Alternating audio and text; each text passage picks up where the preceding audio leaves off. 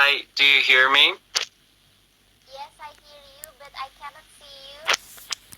Oh, I'm sorry. I've got a very poor connection today. I'm not sorry. Oh, okay. Yeah, that's okay. That's fine. But you can hear me clearly, right? Yeah, I can hear you well. I think it's okay. As long as we can hear each other, we can start. What do you think?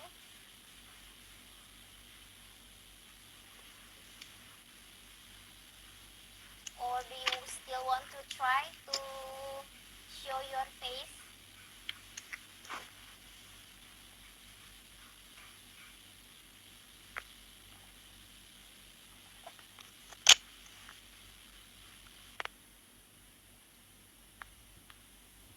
Hello? Yes, I can hear you. Yeah. So, you want to start now or you still want to try to show your face?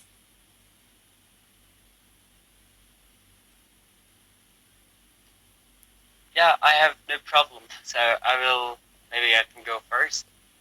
If you're okay with this. Okay. Yeah. It's like your picture is like loading, but I don't know. It's fine. No problem at all. So, how are you today, Ali? I'm great. Just I'm sorry for the inconveniences because of the internet connection. Recent days, this past days, it's been worse. So I hope No you problem. are, I'm sorry for that. No problem. It's okay. Thank you so much. I'm really grateful that you can make it for our plan this month. I'm really um, thankful, Ali. Thank you so much. Yeah, thanks to you for for having me, and I'm very glad to join you today. And I would like to thank everyone who has so far tuned if if they who have tuned in so far. So I'm really glad to share my thoughts with you today on your peace studies series. Yes. I hope more people will come because I understand we just start, so I just see two people, but I hope it will be more, maybe at least 10. Amen. Yeah. Okay. Okay. Okay, so just chill and relax. Nothing serious. I mean, this topic is serious for sure, but just relax. It's just like a talk, a conversation between two friends. So don't worry. Okay, more people Yeah. is here. Yay. Yeah. Mhm. Do you think we should wait 5 more minutes to have Yeah, I'm more fine. people, I or we think that's just a good idea. Yeah, I okay, think sure. that's a good idea to So wait for more people, maybe for 5 more minutes, so we can have more people. hmm, yeah, sure, that's good idea. Um, so what do you do this weekend? Oh, yay! I see you! Finally. Yeah. Oh, Yeah. my.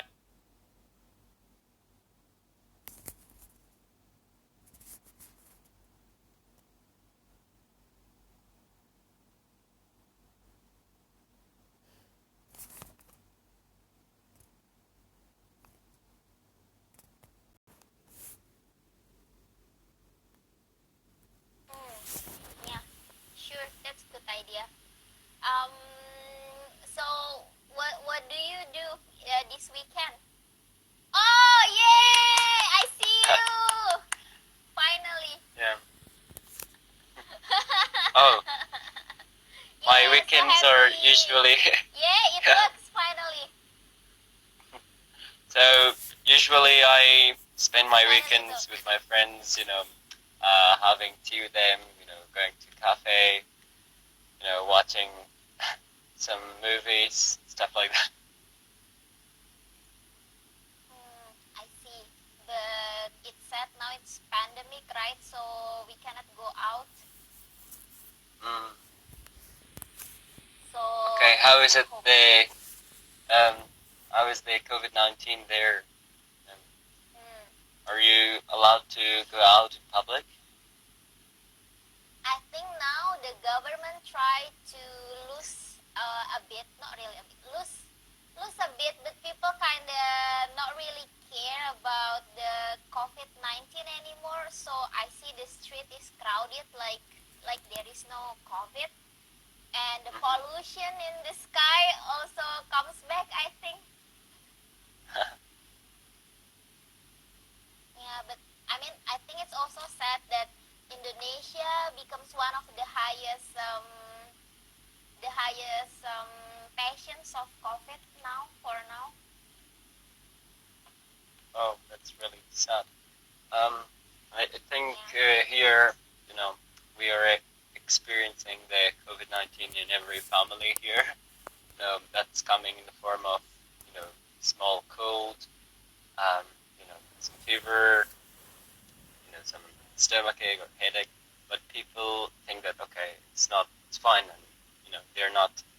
Often people don't take it that much seriously.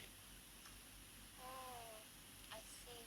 But is the number getting higher and higher every day in the hospital?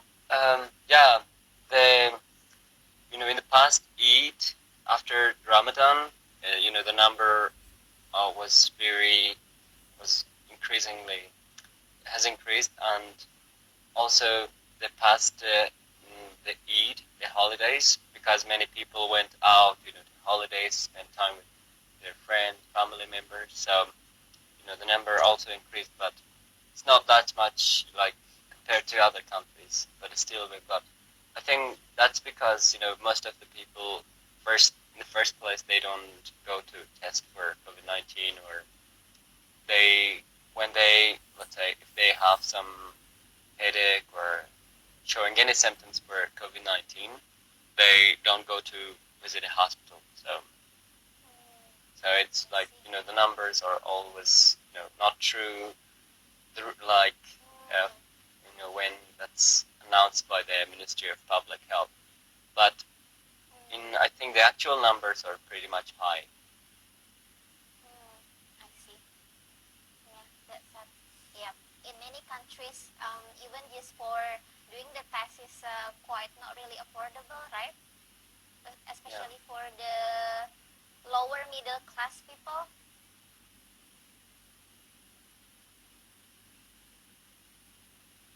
Ali, yeah, I can hear hello. you.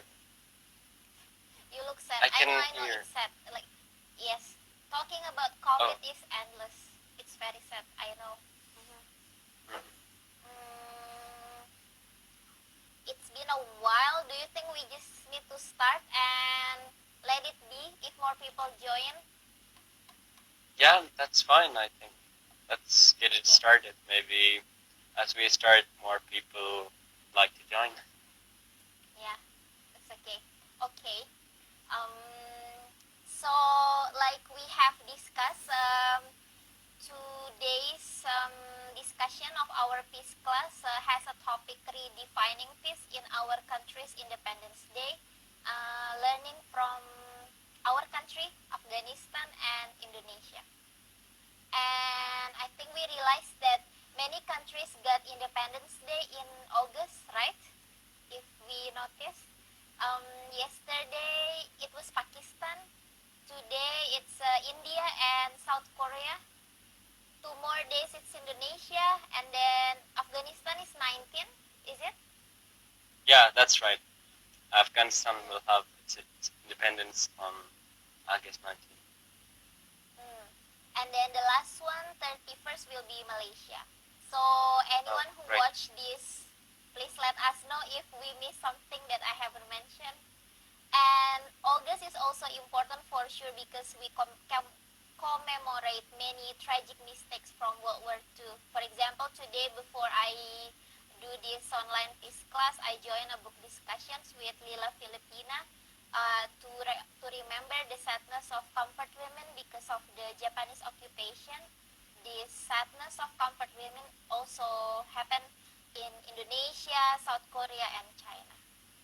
I I don't know you are familiar with comfort women or not, Ali.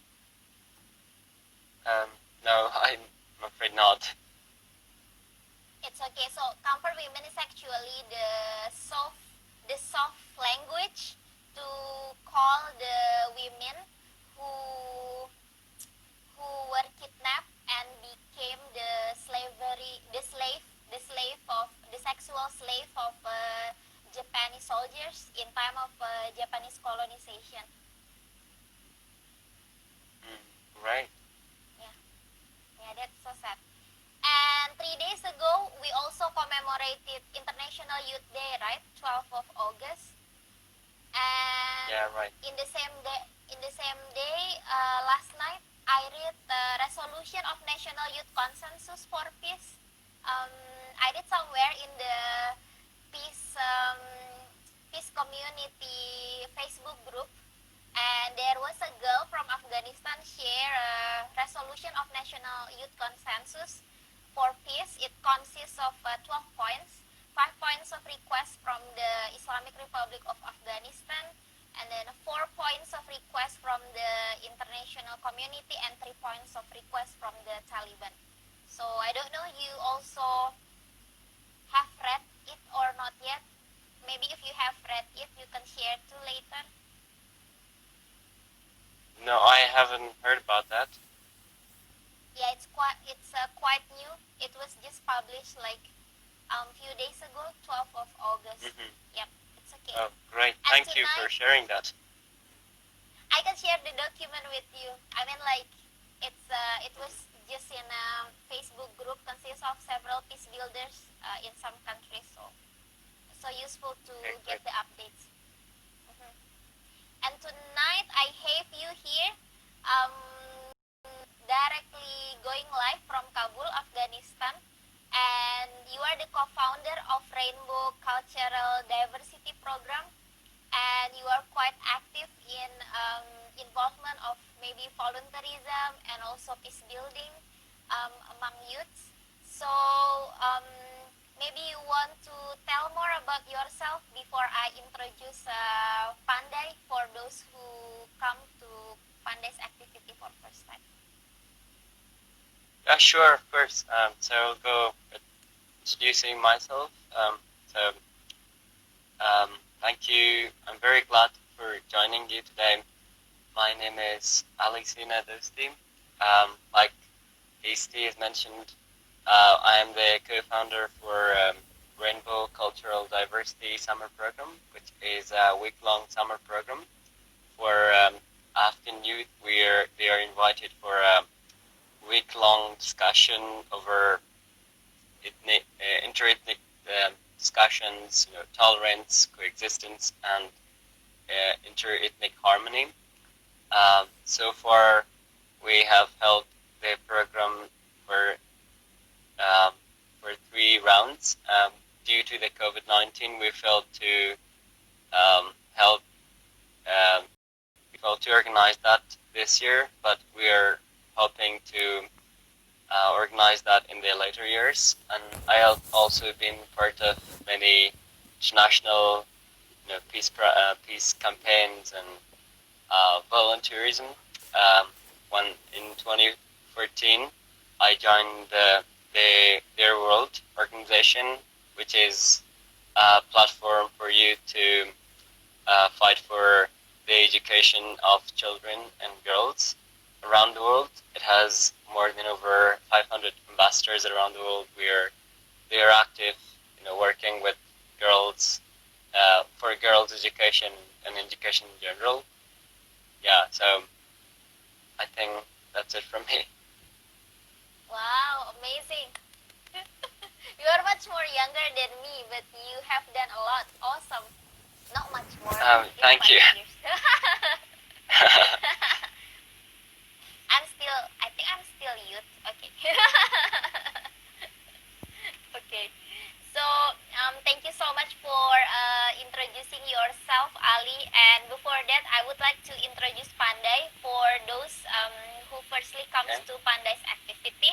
So tonight's activity is called Monthly Peace Class, which usually done offline, but sadly because of pandemic, um, we do it online for the several months. And usually this peace class always done with generous collaboration of our friends, either youths or anyone who involve or also support the work of peace building in their community and society. And Pandai itself has been established on December 2016 in time of my master studies, with generous funding of Nippon Foundation Japan's Asian Peace Builder Scholarship in UP's Costa Rica and Ateneo de Manila University, Philippines. So that's short introduction about Pandai. And now let's go straight to our tonight's topic. So today we will use about 40 until 45 minutes for discussion, and if there is question, we can use the last 10 or 15 minutes for question and answer. Yeah, sure. Sure. Okay, so let me start from you, Ali. Could you please share to us the brief history of your country's independence? Yeah, of course. Okay, so you know, Afghanistan, with its strategic position between India, Persia, and Silk Road, it has been a region very much coveted by foreign empires since the very beginning.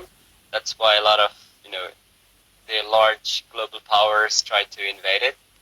Starting from the British, they first tried to invade Afghanistan in the early 19th century. So both a threat by the growth of the Russian Empire, which was once another global power. Britain moved into Afghanistan to secure it as a buffer between Russia and the so-called jewel in the crown of the British Empire, India. So that led to the years of um, years of war between Afghan and the Britain. So that's also called as Anglo-Afghan War.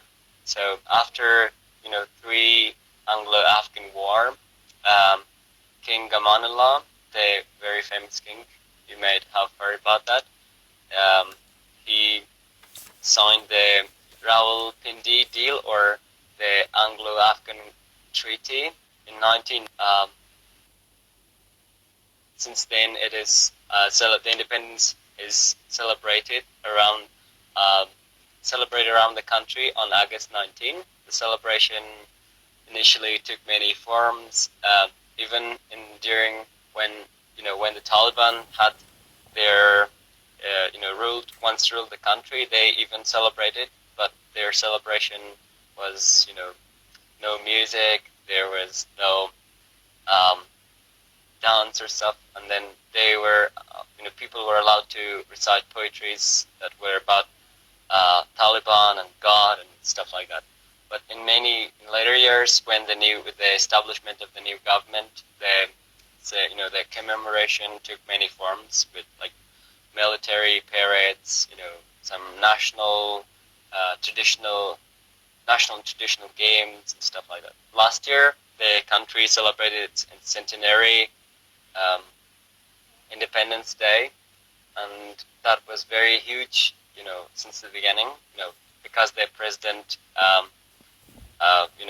allocated a lot of funds for that to happen, invested on many things. It was very fascinating, and so this year it's going to be celebrated on August 19, and we are waiting for that. And the concept of Independence Day, independence itself has been very controversial for Afghans so far, because many people, you know, um, confronted this idea that Afghanistan still has not gained its independence.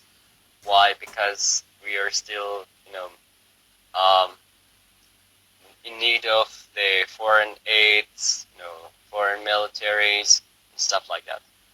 But there is a large group of people who say that, yeah, we've got our independence uh, from Britain, and we are glad that we have kept that, and they praise the King Amanullah for that. So yeah. Wow, wow, such a deep sharing about the history. Thank you so much. And yeah, I mean, lucky the 100 year celebration happened last year, not this year in time of pandemic. So um, at least your country can celebrate, right? Could celebrate That's last right. year. Yeah. Yeah. And I kinda agree about the sadness of many people who um, still believe that they don't really enjoy independence even though it's been 100 years, because in Jakarta I have met several friends from Afghanistan who are looking for asylum, and so from their Mm. stories to understand like their sadness. Hmm. Yeah. So now, about Indonesia independence. Um, we have been colonized by Dutch and Japanese most of the time. Dutch, I think about 3 centuries or more, and then Japanese was about 3 years, quite short but so mean and painful. I think Mhm. the pain given by Japanese is more painful than Dutch because of the sad history of comfort women, for example, and also um, the slavery and then the poverty. Even the Japanese soldiers themselves, they get very thin and poor in time of their service in time of colonization because they didn't get enough food from the Japanese government at that time, so it's quite tragic. And I salute the strong will of my founding fathers and mothers who gained independence, not as a gift from the colonizer, because um, the first president, Sukarno, he always rejected the offer from the Kingdom of Netherlands to give Indonesia independence, but by being the Commonwealth of Netherlands. But Sukarno rejected that, and few years later, he and some other countries established a non-aligned movement to not support either the west side or the east side, which then created the Cold War. And the interesting fact about um, our independence, at that time many youths involved a lot in gaining the independence and proclamation, including Sukarno and Hatta. I don't know if you are familiar with those names. They are our first presidents, also the proclamators. At that time they were still Right. considered as young people, and because of their bravery, we could proclaim our proclamation. And back before 1945, long time ago, many heroines and heroes like Kartini, I think she is my favorite heroine, because of her she built strong foundation of Indonesia's education, especially for girls and women. So I think that's I can share about Indonesia's independence history. So let's go to the next point, Ali.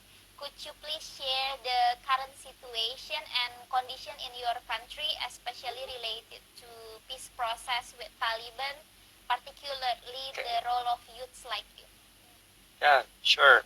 Maybe I was going to ask you with something, a question like, how is it Sure, sure. celebrated? Yeah, how is it celebrated? The Independence Day in your country. Thank you for the question. Usually in Indonesia, we do the ceremony like hanging the flag, and then the kids and the people will gather to make a fun competition, and the decoration, everything with white, red and white, not white and red. White and red is Poland. Red and white, yes. And then the competition is so funny actually, like eating crackers and then climbing bamboo, something like that. So, but I don't think this year we can do that kind of fun thing. So we will just do solemn things, praying for our country and everyone on earth. Great, thank you. You're welcome. So please go to second point, Ali. Yeah, sure. So I would like to talk about the peace process, some recent updates on peace process. and the history of this process, peace talks in Afghanistan. So let's go back to the very first attempts when the government tried to reconcile with the Taliban. They formed the Afghan High Peace Council back to 2010. So in that council, there was um, a group of politicians, civil society activists, and some former mujahideen who, and then some women were also some members from Taliban, moderate Taliban figures were also included. So the Doha, the government of Qatar invited to open an office for Taliban in 2013 in Doha. So to ensure that the Taliban are, interested in joining to Afghan government and the US, because there were some misstandings and a lot of confrontations between the Afghan government and Taliban for some years. There was not much progress, and the era of Ashraf Ghani, when he took the office back to 2014, talks, um, you know, the talks started again, and we saw some improvements. It started with inviting the Hikmatyar, who was um, a former an insurgent group, the leader of insurgent group, and he joined. He agreed to join the government, and in later years, Ashraf Ghani tried to help to invite Taliban for direct negotiations. Um, as you are aware, the U.S. And Taliban signed a deal in February 2020. That they signed a deal to where they met with the U.S. envoy Khalilzad met with the Taliban leaders in Doha. They signed a deal where they agreed on um, the release of some Taliban prisoners and the withdrawal of American troops from Afghanistan, and with that there was a reduction, a 1 week reduction in violence, where most of the people, welcomed that, because people here in Afghanistan are tired of war and bloodshed every time, and but still, although the agreement was signed, but many people, we saw a lot of bloodshed still happening. And very recently, in that agreement, Taliban asked for the release of 5,000 Taliban prisoners, and Wow. The government of Ashraf Ghani recently took a very public assembly called as Loya Jerg, where they discussed the release of 400 remaining Taliban prisoners with people, and because that would ensure the Taliban to come to the table and sit with Afghan government, with Afghan people, to direct negotiations. And I think that's going to take place tomorrow, August 16. And many people are very, waiting for that to happen. It's already, the Afghan government has already chosen the members of negotiators who are going to talk with them. It includes political leaders, people from the civil society, and women as well. Wow. You can summarize everything very quick. Thank you so much. Exactly. Oh, excellent. Yeah, sure. Um, mhm. And what do you think about the opinion of the people? Are they still optimistic about the peace process, regardless of the failure in the past, including the bloodshed? And I don't, I don't really. I'm not an Afghan, and I study politics, but it's not so deep. Maybe it's like um, hearing from you 5,000 Taliban prisoners. It made me goosebump. I don't know. Mm. So Yeah, there has been, this release of Taliban has been very controversial. Some people were not happy. Some people said, okay, yeah, if that's, if it is for the cost of the peace, we're okay with this, to release the prisoners. But some people were not happy because they said that, okay, they have killed our people. They are, you know, they have, they have done war crimes, and then, so that's still controversial. And then some people there that this the the peace talks is still very controversial. Some people are optimistic about it. Some people are not optimistic. They say that it wouldn't have any positive results. Why? Because people in the past sat with the Taliban, and U.S. also signed a deal with the Taliban, signed an agreement, but they didn't stay on their promises. They did not do what they have signed, what they have dealt with. So, although, so I think there is a like distrust, like a trend of distrust among people. So people don't also trust the Afghan government, the Taliban as well. So it's very complicated. It has become very complicated recently. But yeah, I think to larger extent, the level up, people. There are lots of people who are optimistic about this because they say, okay, whatever. What I think what Afghan people want is that to end the bloodshed. That's something that they want, even if that's for the cost of all the things they have gained so far. Maybe they would like to sit with the Taliban, to talk to them directly and make compromises. I see.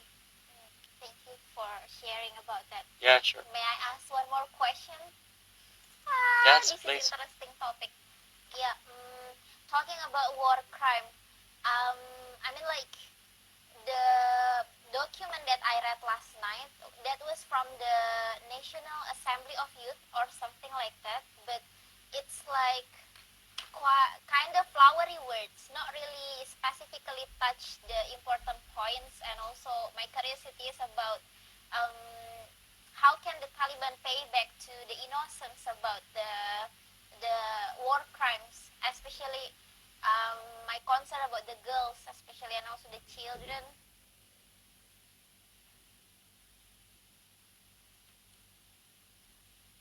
Um, Hello, Ali. Ali. Yeah. Hello. Can you repeat your question? I didn't. Sure, sure. Um, I'm just concerned about the document that I read last night shared by the National Assembly, or let me check, the National Youth Consensus for Peace. They do not really mention important points about how the Taliban can pay back the sins, the mistakes that they have done to the innocents, especially children and girls in time of the war. So, is there any possibility inside the peace process to talk about that? I think that's also one of the complicated topics that has been overlooked in the U.S. agreement with the Taliban, and also in the past negotiations with the Taliban. How are they going to be responsible for that? How are they going to respond to people? Um, and there's been a lot of campaigns regarding to that, like you know the Taliban has done a lot of killings over the past years in Afghanistan. So how they're going to respond to that? So that's also one of the complicated topics. I hope that in the coming talks they have to also there should be also a place for that to that should be also put in the table. And recently, the Afghan Human Rights Commission also raised a campaign to talk about that war crimes, to put pressure on the government to also consider that topic, that to make responsible, to make the Taliban to feel responsible for the crimes they have done so far. I see. Yes, I there is a light for that. Yeah. Thank you so much, Ali, for sharing. And I think I also want to share about the current situation and condition in Indonesia's peace. I don't know now it's the right time or not to talk about peace in Indonesia. It's so much tricky, especially myself as a peace educator and human rights activist, because in time of pandemic, our government and parliament. I think I share you a bit in our Twitter discussion. I get three disappointments so far in time of pandemic because first there is the annulment of draft of bill about sexual violence. People call it RUU PKS. So after the long struggle of the feminists and women groups who tried to put this draft of bill in the table of parliament, directly they wipe it out from the table, talking and saying that sexual violence it's not an important topic in Indonesia, so we just can reject this draft of bill. And now more in time of pandemic, because many people working from home, kids studying from home, the research say that the number of sexual abuse at home happen increasingly, significantly, and the perpetrator cannot be imprisoned directly because there is no law talk about it yet, especially related to children and girls. So this is so tragic. And the other thing that makes my heart breaking because the parliament recently tried to adopt two stupid draft of bill about mining, which is also stealing the land of the indigenous people, and also the draft of bill about labor. And it's not really on the side of the lower middle class people, especially the labor, the outsourced workers, something like that. So I don't know why those politicians decide hurting more people in time of pandemic instead of comforting them. So I think this year is the saddest time to commemorate our Independence Day because too many bad news.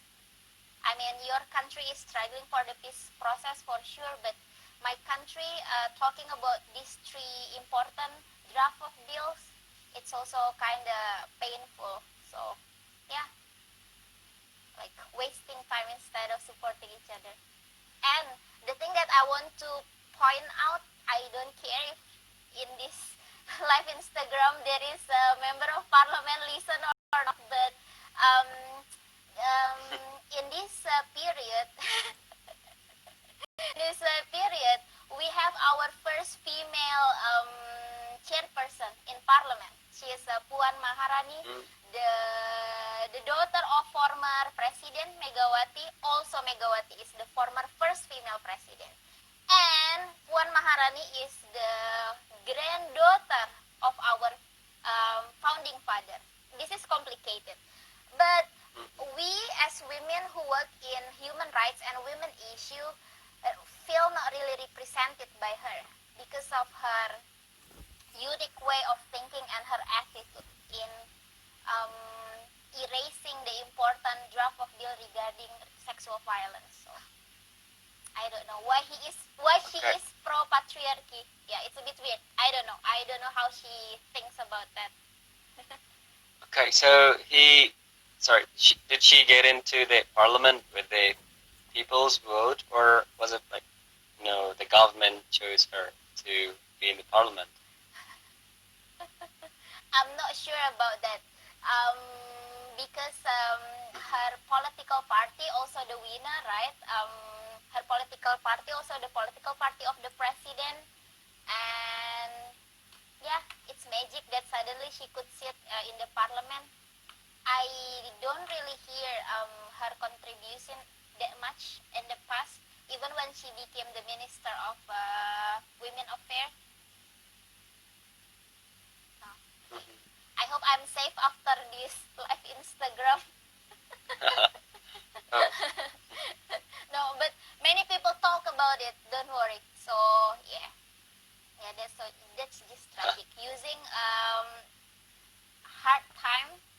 push people to accept stupid drug of pills.